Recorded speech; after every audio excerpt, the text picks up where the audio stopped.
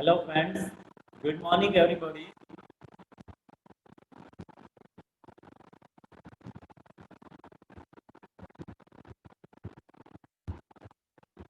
Hello.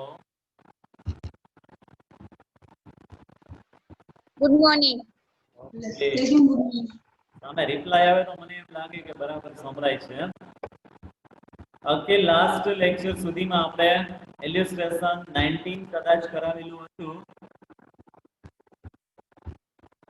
થઈ ગયું છે ને? સર જાગૃતિ એમ સર હેલો સર. હા બોલો. પીઠમાં જાગૃતિ અહીંયા મોકલે છે રિક્વેસ્ટ, પણ એમનું નામ હા, એને મને મેસેજ કર્યો કે એને ફીસ ભરી દીધી છે તો એને એક્સેપ્ટ કરો ને. ઓકે, જોઈન કરી દઉં. મારા લિસ્ટમાં એનું નામ નથી એટલે વેરીફાઈ કરી લઈશ. આજે જોઈન કરી દઉં છું, વાંધો નહીં. એટલે 3-4 સ્ટુડન્ટ છે એ જનરલી હોય છે રેગ્યુલરલી. પીઠમાં જાગૃતિ, પછી વકાસિયા સંજના, બરોબર, રોજ લેક્ચરમાં હોય છે, પણ મારી પાસે જે યાદી છે ને એમાં એમનું નામ નથી એટલે હું જોઈન નથી કરતો. એટલે આજે વાંધો નહીં, કરી દઉં છું પીઠમાં જાગૃતિને. બરાબર, એવું લાગે તો જો કન્ફર્મ કરાવી લે અહીંયા.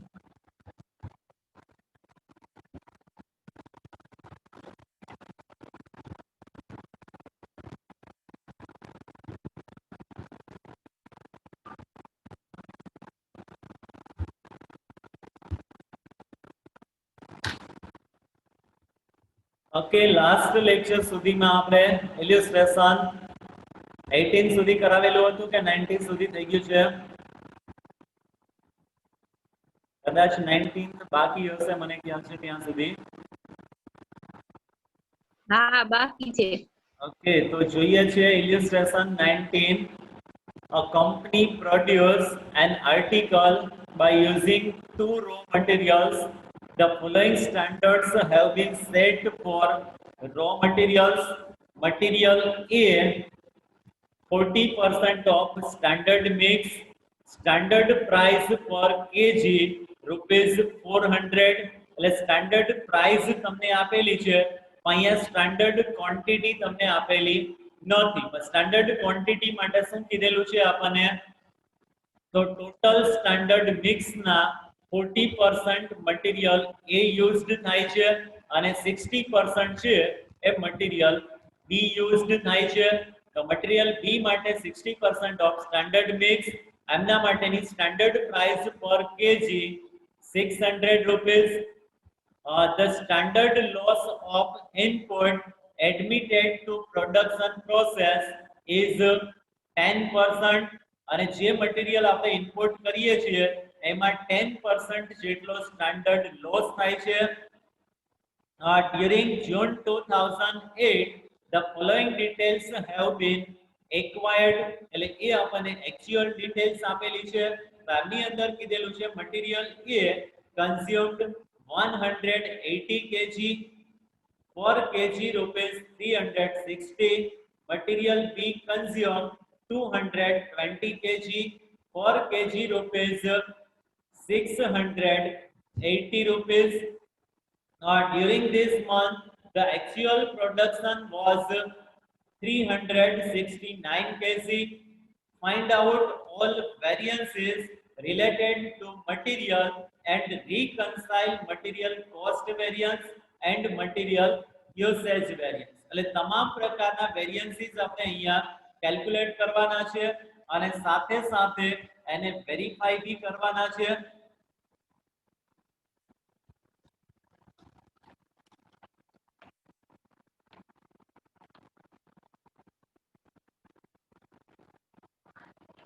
બરાબર, તો જે ડિટેલ્સ આપણને આપેલી છે એ ડિટેલ્સને ધ્યાનમાં રાખી અને જોઈએ તો અહીંયા એક વિગત આપણને એ આપેલી છે કે સ્ટાન્ડર્ડ ક્વોન્ટિટી આપણને આપેલી નથી.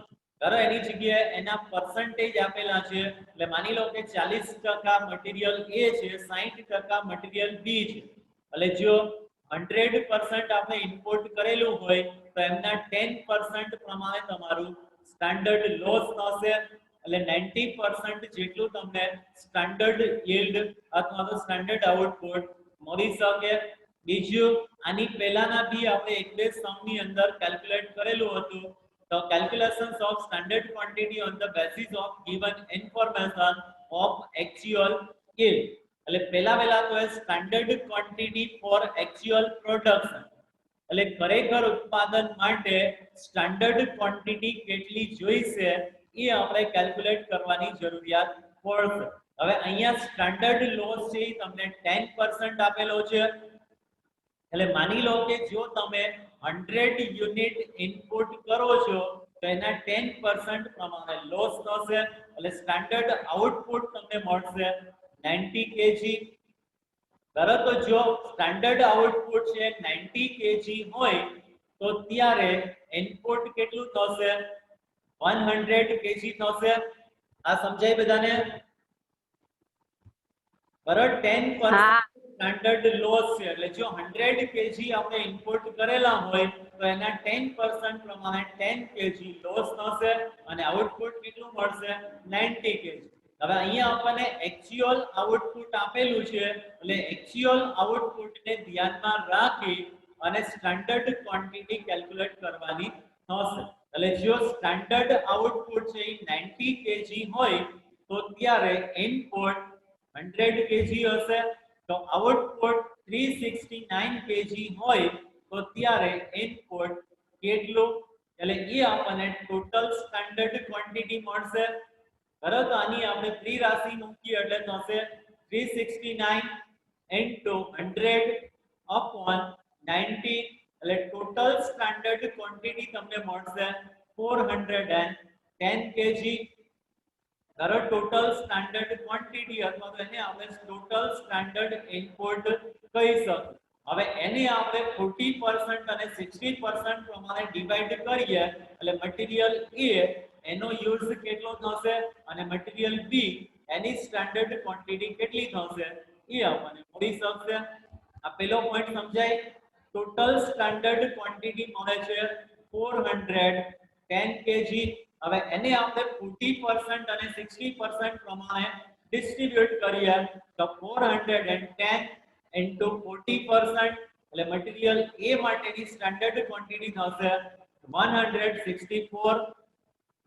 અને આ જ રીતે B માટે જોઈએ તો B માટે 410 into 60% એટલે 246 અને બેનો ટોટલ થશે 410.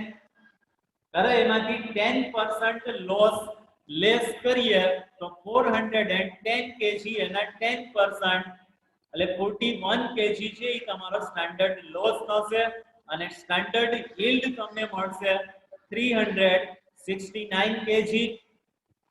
ક્લિયર? એટલે આ રીતે આપણે સૌથી પહેલા તો સ્ટાન્ડર્ડ ક્વોન્ટિટી કેલ્ક્યુલેટ કરી શકો.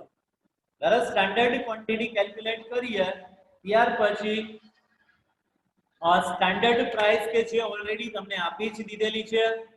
બરાબર, સ્ટાન્ડર્ડ પ્રાઇસ જે રકમમાં જ આપેલી છે અને ક્વોન્ટિટી ઇન્ટુ પ્રાઇસ કરશો એટલે એ તમને મળશે સ્ટાન્ડર્ડ કોસ્ટ. આને તમે SC તરીકે આઈડેન્ટિફાઈ કરશો. બરાબર, એટલે કોલમ આ રીતે તમારે સૌથી પહેલા તો આખું ટેબલ વ્યવસ્થિત રીતે બનાવી લેવાનું અને ટેબલ સમજી લેવાનું. જો આ ટેબલ તમને સમજાઈ જશે તો આના આધારે તમામ પ્રકારના વેરિયન્સીસ છે એને તમે કેલ્ક્યુલેટ કરી શકશો. ક્લિયર? એટલે સ્ટાન્ડર્ડ ક્વોન્ટિટી કે જે આપણે અહીંયાથી ફાઇન્ડ આઉટ કરેલી છે ઇન્ટુ સ્ટાન્ડર્ડ પ્રાઇસ. તો મટીરીયલ A માટે સ્ટાન્ડર્ડ કોસ્ટ મળશે આપણને 65,600 અને મટીરીયલ B માટે standard quantity into standard price એટલે એના માટેની સ્ટાન્ડર્ડ કોસ્ટ મળશે આપણને 1,47,600. અને આ જ રીતે એક્ચ્યુઅલ ડિટેલ્સ કે જે તમને ઓલરેડી આપી દીધેલી છે તો એક્ચ્યુઅલ માટે A 180 બરાબર 180 ઇન્ટુ એના માટેની પ્રાઇસ આપેલી છે 360.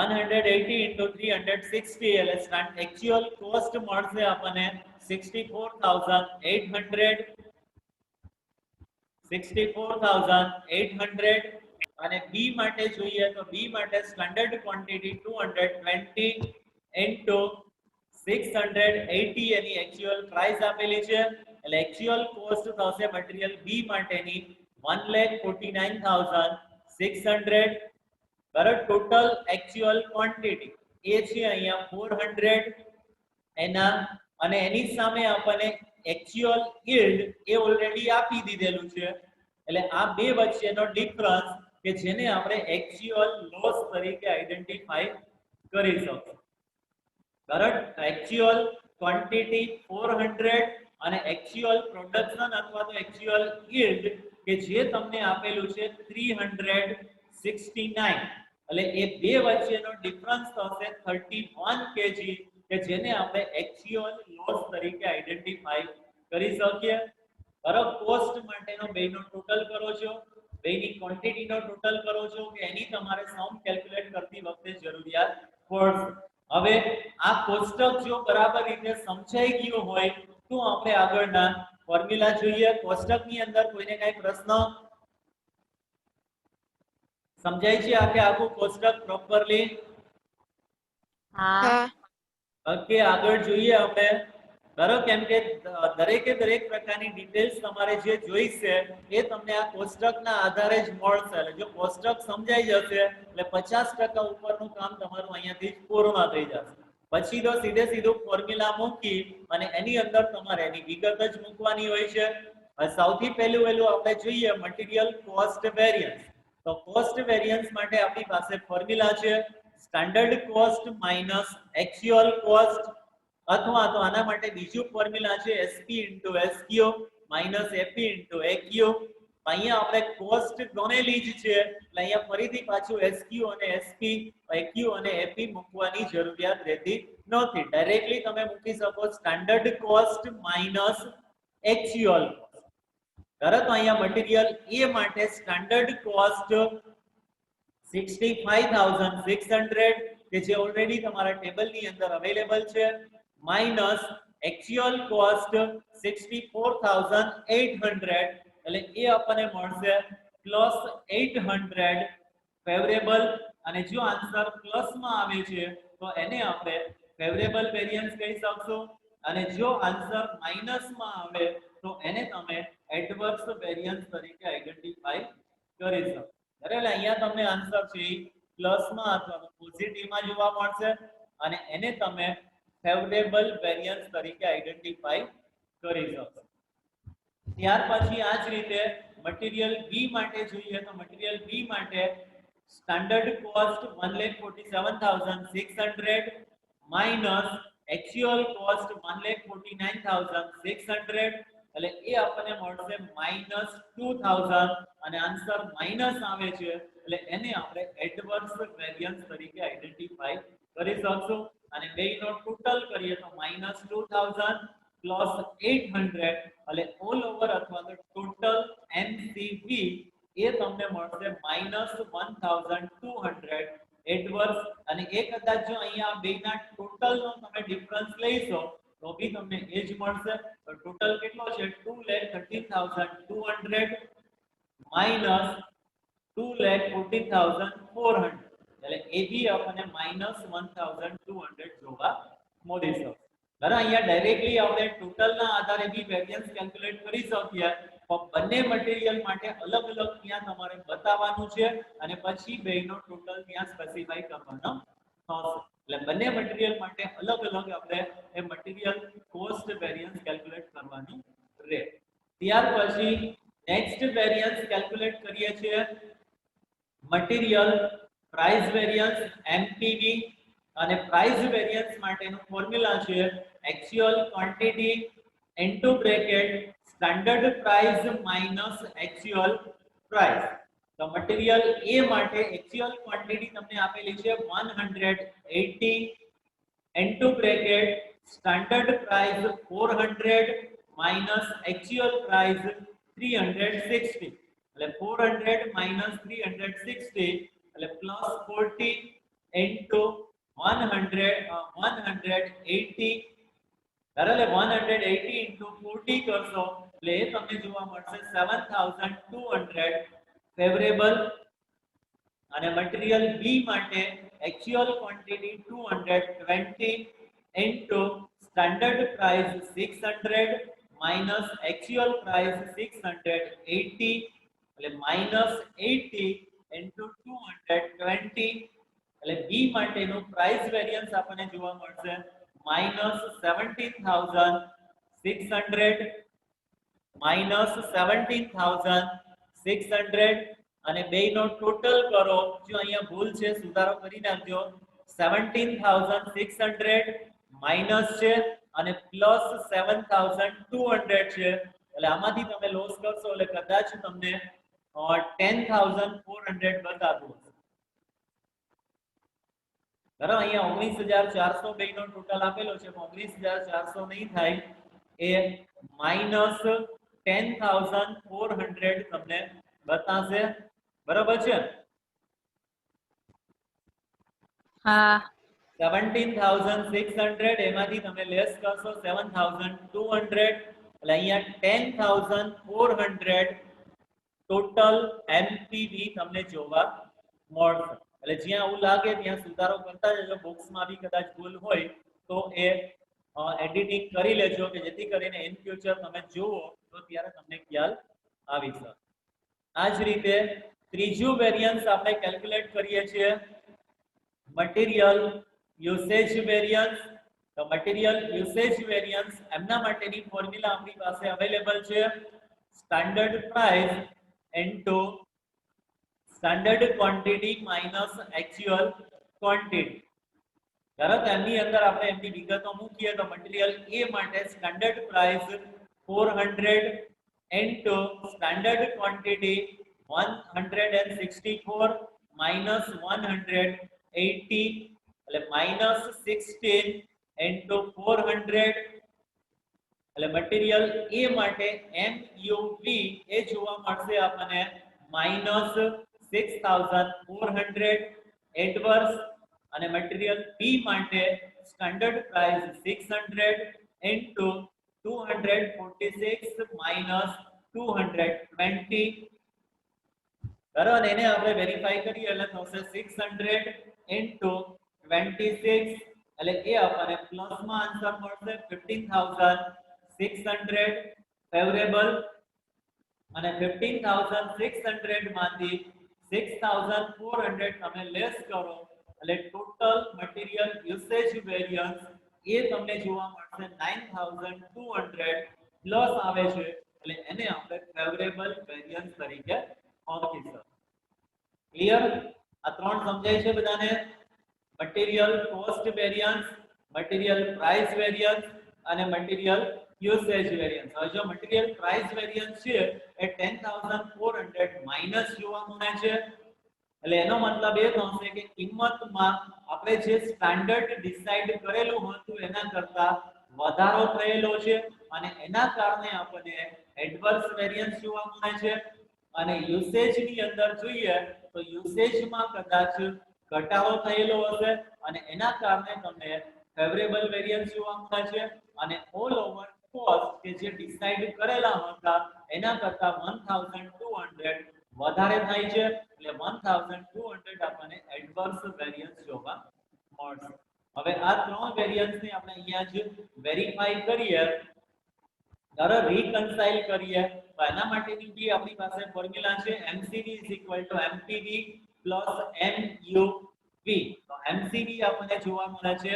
-1,200 બરાબર જો અહીંયા એ બી બધા માટે અલગ અલગ નહીં કરો તો બી ચાલશે સીધો ટોટલ જ તમારે વેરીફાઈ કરવાનું બરાબર ટોટલ જે વેરિયન્સ આવે છે એને જ રીકન્સાઇલ કરવાનું રહેશે તો -1,200 ઇક્વલ -10,400 પ્લસ 9,200 અને 10,400 માંથી 9,200 તમે લેસ કરશો એટલે એ તમને 1,200 જોવા મળશે એટલે આ રીતે MCV MPV MUV આપણને જોવા મળે ક્લિયર આ ત્રણ વેરિયન્સ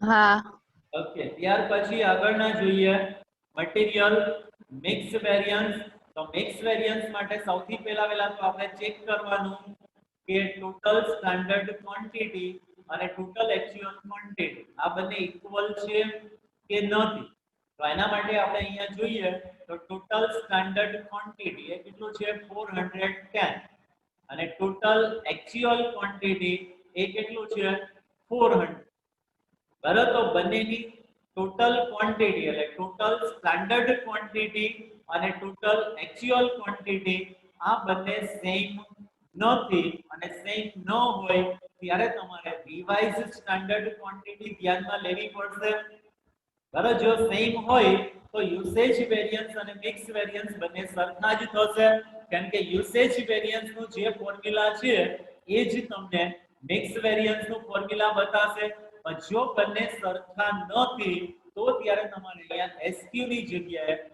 આરએસક્યુ લેવાનું છે આમ તો ફોર્મ્યુલા સરખું જ છે તો ખાલી ફેર શું પડશે તો મિક્સ વેરિયન્સ ની અંદર તમારે એસક્યુ ની જગ્યાએ આરએસક્યુ કન્સિડર કરવાની જરૂરિયાત પડશે તો સૌથી પહેલા તો બંને પ્રકારના મટીરીયલ માટે આરએસક્યુ આપણે કેલ્ક્યુલેટ કરીએ તો આરએસક્યુ માટેની ફોર્મ્યુલા છે total actual quantity into standard quantity upon total standard quantity બરાબર એટલે એમાં શું કરવાનું છે કે 410 એ 164 છે તો 400 એ કેટલા આ ત્રિરાશિ છે સીધી 410 એ 164 તો 400 એ કેટલા એટલે 410 છે છેદમાં જશે અને 400 ગુણ્યા 164 બરાબર તો મટીરીયલ એ માટે આરએસક્યુ આપણને મળશે 160 kg અને આ જ રીતે મટીરીયલ બી માટે આરએસક્યુ 400 into 246 upon 410 એટલે 240 kg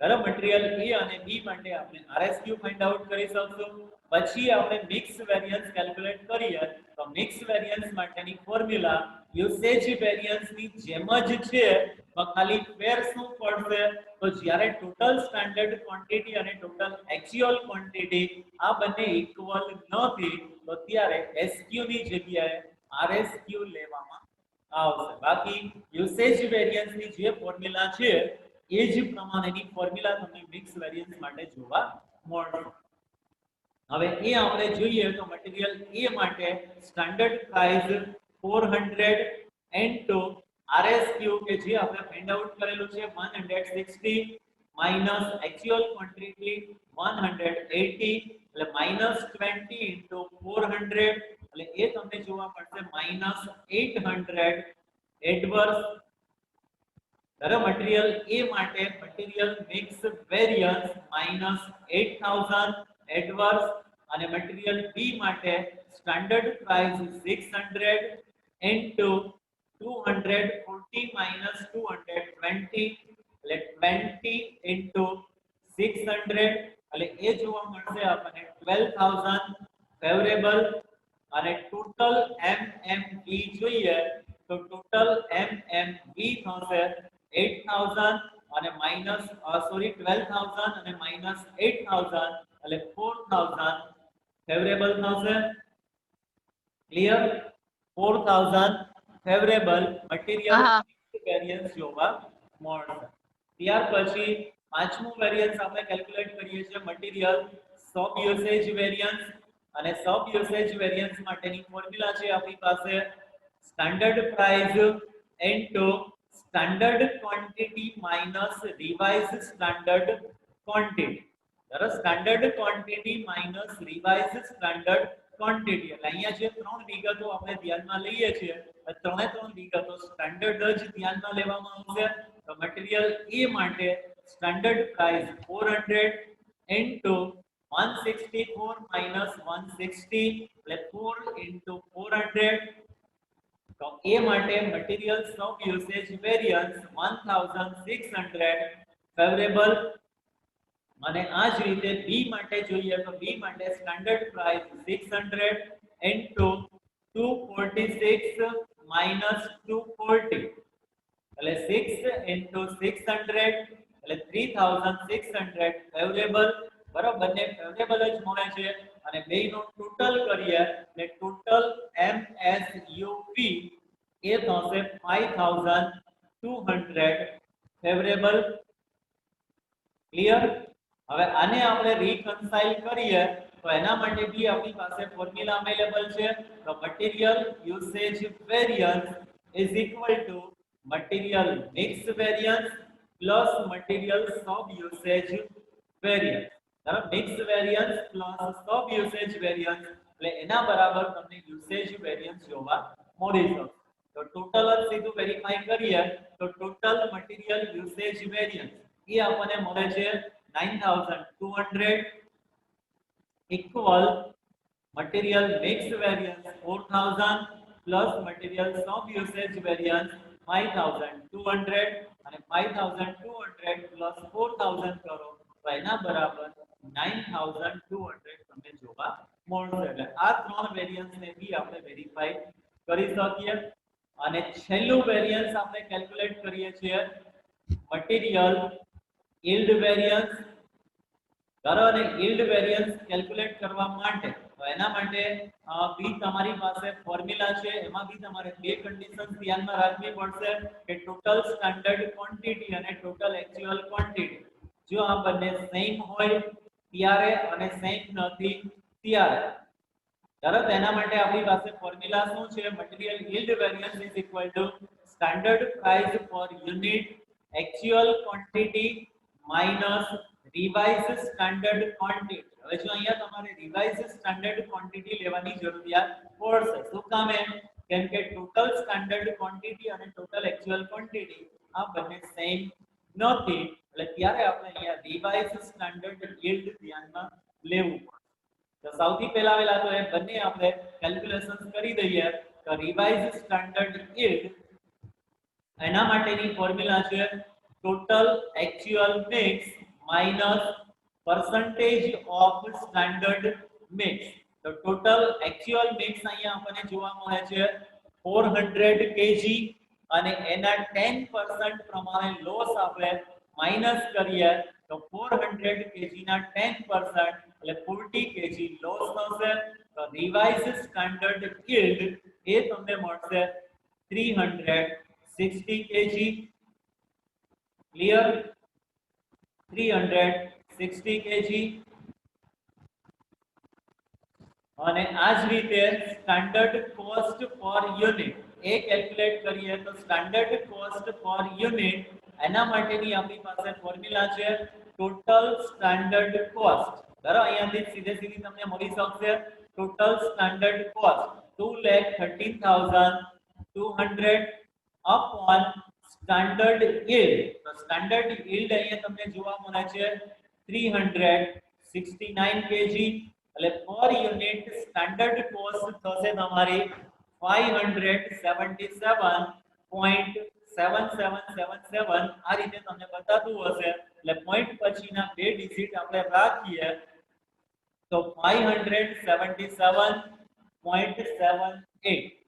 હવે એ ફોર્મ્યુલાની અંદર આપણે મૂકીએ તો material yield variance is equal to standard cost per unit 577.78 into actual yield 369 minus revised standard yield 360.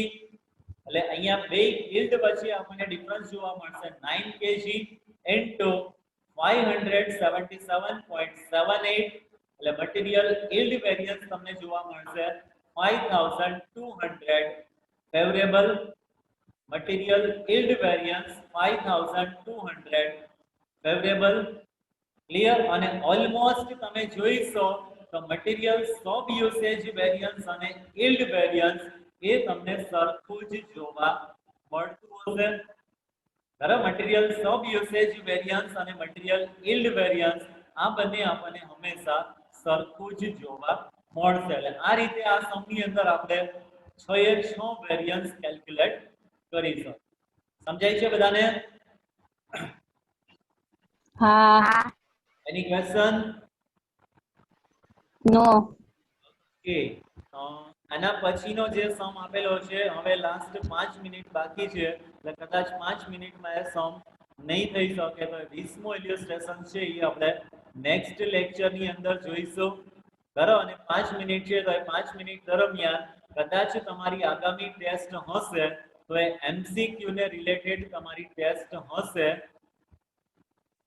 બરાબર, પછી કદાચ ડિસ્ક્રિપ્ટિવ ટેસ્ટ બી જો લેવામાં આવે તો એના માટે બી તમને એ રીતે મટીરીયલ અહીંયાથી પ્રોવાઈડ કરશે અને કેવી રીતે તમારે ડિસ્ક્રિપ્ટિવ ટેસ્ટ આપવી તો એના માટેની માહિતી આપવામાં આવશે.